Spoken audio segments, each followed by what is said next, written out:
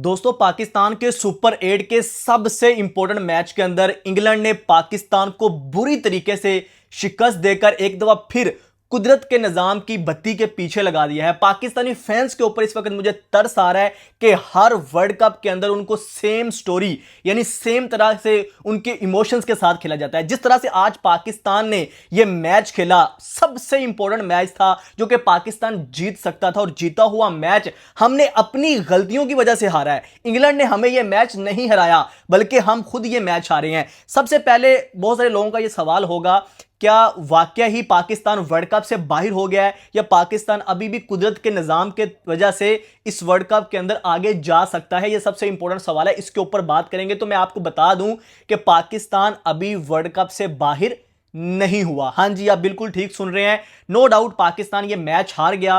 पाकिस्तान का अब एक मैच पीछे बच गया है और दूसरी तरफ इंग्लैंड जो है वो सबसे टॉप के ऊपर है।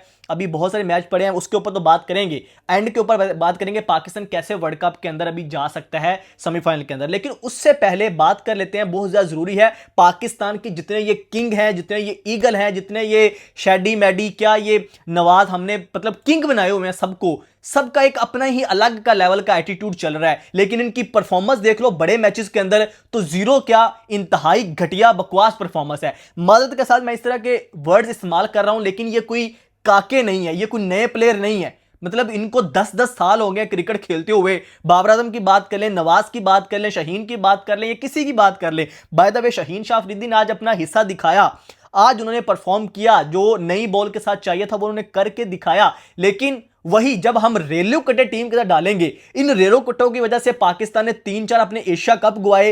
इन्हीं रेलू कटे प्लेयरों की वजह से हमने 2-3 अपने वर्ल्ड कप जाया कर लिए। लेकिन आज भी पाकिस्तान का जो मैच हारने का जो तरीका है वो नहीं बदला। क्यों हम कब तक इन रेलू कटों के साथ हम मैदान में उतरेंगे? क्यों हम स्पेशलिस्ट बॉलर्स के साथ और स्पेशलिस्ट बैटर के साथ मैदान में नहीं जाते? मतलब कौन से ऐसे ब्रेन पीछे बैठे हुए हैं जिन्होंने ये डिसीजन लिया कि अबरार को हम बाहर बिठा देते हैं? यार कोई शर्म होती है, कोई हया होती है? अबरार जो इस वर्ल्ड कप से पहले जब हम इस वर्ल्ड कप के अंदर आए, अबरार हमारा मेन लीडर था इस बॉलिंग अटैक का, आज हमने उसको बाहर बिठा दिया है। बहुत दफा कहा था कि भाई जब तक आप प्रॉपर स्पिनर्स इन कंडीशंस के अंदर नहीं खिलाएंगे, 2 स्पिनर्स, आप नहीं जी सकते। लेकिन हमारे कोच के दिमाग में, हमारे कप्तान के दिमाग में पता नहीं क्या भरा हुआ है। उनको लगता है कि भाई जो साइम अयूब है वो शीन वार्न है, जो शादाब खान है वो पता नहीं मुरलीधरन है, जो नवाज है वो पता नहीं कोई और ही किसी किस्म का, मतलब कि दुनिया का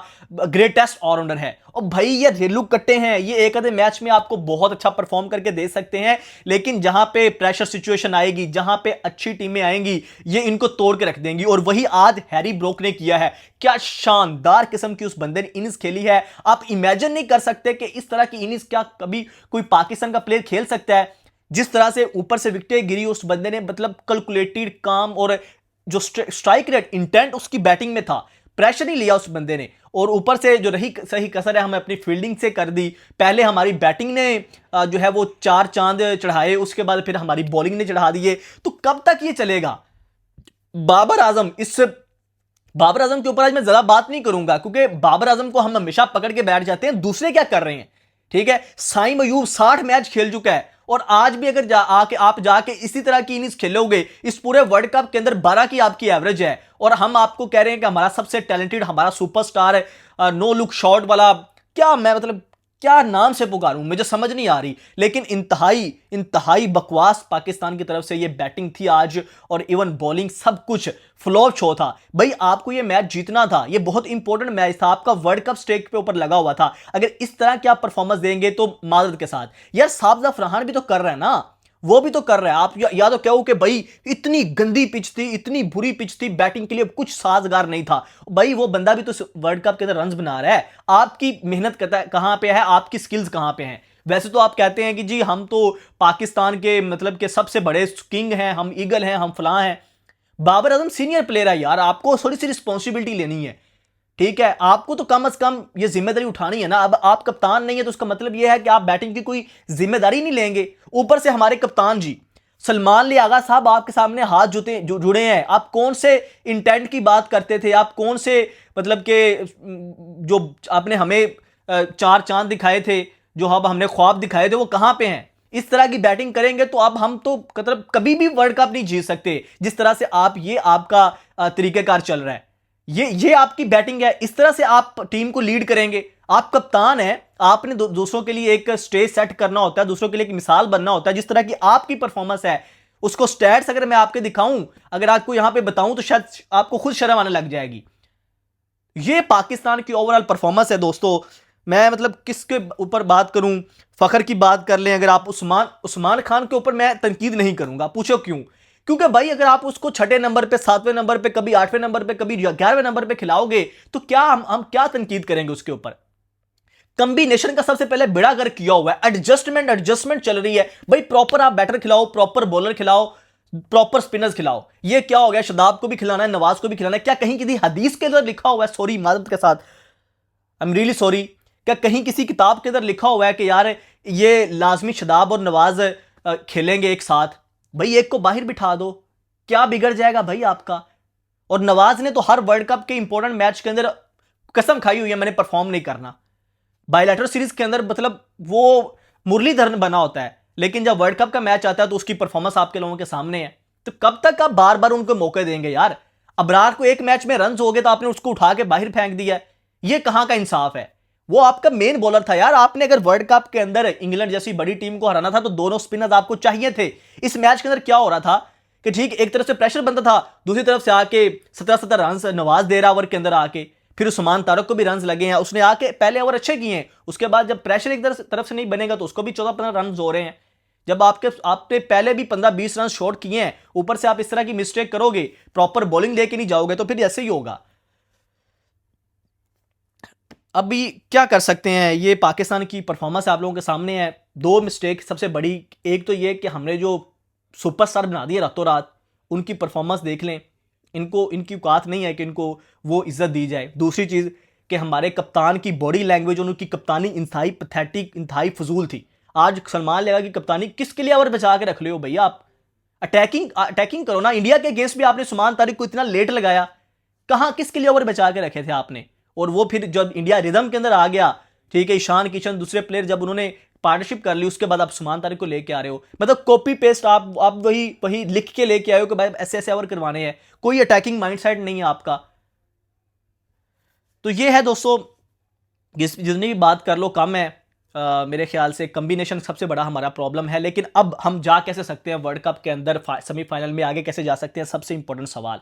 तो इसमें अब हमारे दुआएं हैं, कुदरत का निज़ाम है कि भाई हम न्यूजीलैंड दुआ करें कि भाई न्यूजीलैंड अपने दोनों मैच हार जाए, क्योंकि और हमारे पास अब कोई ऑप्शन नहीं है। हमने श्रीलंका वाला मैच तो जीतना ही जीतना है, ये तो हमारे मतलब लिखत है कि इसके बगैर तो काम चलना ही नहीं है। लेकिन जो दूसरा पाकिस्तान के पास है कि इंग्लैंड जो है वो न्यूजीलैंड का जो मैच है, तो इंग्लैंड की टीम जो है वो न्यूजीलैंड को हरा दे।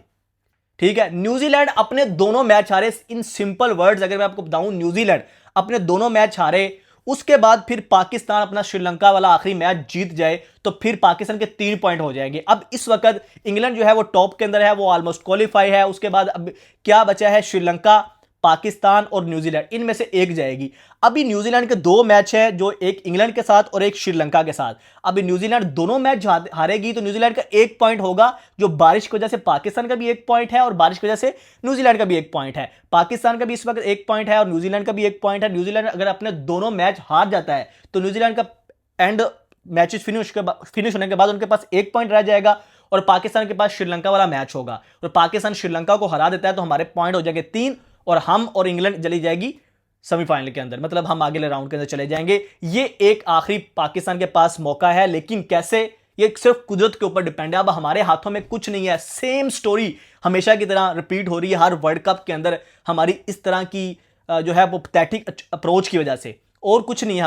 हमारे पास स्किल तो हमारे पास है नहीं है कि दुनिया का मुकाबला कर ले, अपनी हिम्मत के ऊपर आगे चले जाएं। जिस तरह से हमने अपनी टीम के अंदर रेलुकेटर डाले हुए हैं, ये तो कभी भी नहीं जा सकता। तो यही सिंपल सिनेरियो है भाई, कि अब हमें यही करना है कि दुआ करनी है, बैठना, इंतजार करना है कि न्यूजीलैंड अगले दोनों मैचेस हारे, उसके बाद पाकिस्तान श्रीलंका को हराए, जो कि इतना आसान नहीं है। न्यूजीलैंड सबसे बेहतरीन टीम है इस वर्ल्ड कप के अंदर, मैं समझता हूं बड़ा अच्छा कॉम्बिनेशन है, वो दोनों मैच इतनी आसानी से नहीं हारेगी। दोस्तों इस पहलुओं की क्या राय है, क्या लगता है किस वजह से पाकिस्तान ये मैच हारा है? कप्तानी का कसूर था, ये सिलेक्शन का कसूर था, या हमारे जो प्लेयर हैं वो एवरेज हैं, या क्या क्या कहां पे क्या कमी आ रही है, ये आप लोग कमेंट सेक्शन में जरूर बताइएगा। शेयरोज़ हमको इजाज़त दीजिए। अल्लाह हाफिज़।